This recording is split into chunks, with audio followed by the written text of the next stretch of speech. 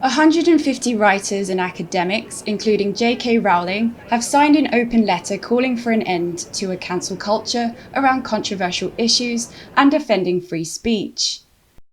The letter warns an intolerance of opposing views, and Vogue for public shaming has seen people sacked and blacklisted for expressing their opinions. A diverse cross-section of figures from across the globe put their names to the letter, which was published on Tuesday in Harper's magazine. The marketplace for ideas is being impinged upon by the authoritarian forces that exist in our society, which will attack you for having the wrong opinion. And we have seen that. We've seen people, losing their jobs, losing their livelihoods, being canceled, being publicly shamed. That's something we've seen acutely in the past few years. And we are now seeing that trend accelerating, and it is a very dangerous trend for a liberal society.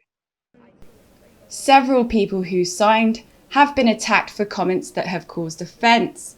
That includes Harry Potter author J.K. Rowling, who was fiercely criticised this month for comments about transgender people. I'd rather not speculate on why J.K. Rowling did or did not sign a letter. I think one thing that's important is that just because you sign a letter with someone, you're all agreeing that you agree on the contents of the letter. You're not agreeing that you agree with every facet of what that person has done or every viewpoint they hold. There are columnists on that letter. I'm a columnist myself as well as a novelist who I never agree with about anything. But in some respects, when I saw the list of names, I was proudest that they were on there because it showed that we could all occupy the same space.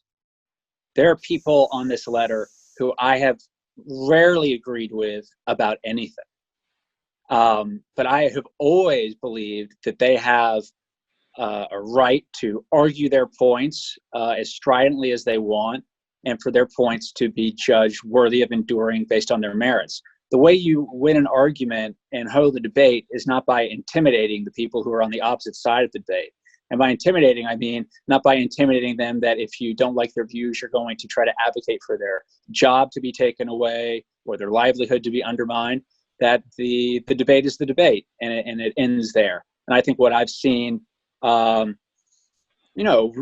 over the past handful of years is that it doesn't end at the debate. Now we attack people's livelihoods and their well-being, and it's not a battle between good and bad ideas. It becomes a battle between good and bad people. And that's not healthy for an open, small L liberal society, which, we aspire to live in the United States. And I think, obviously you aspire to live in the UK.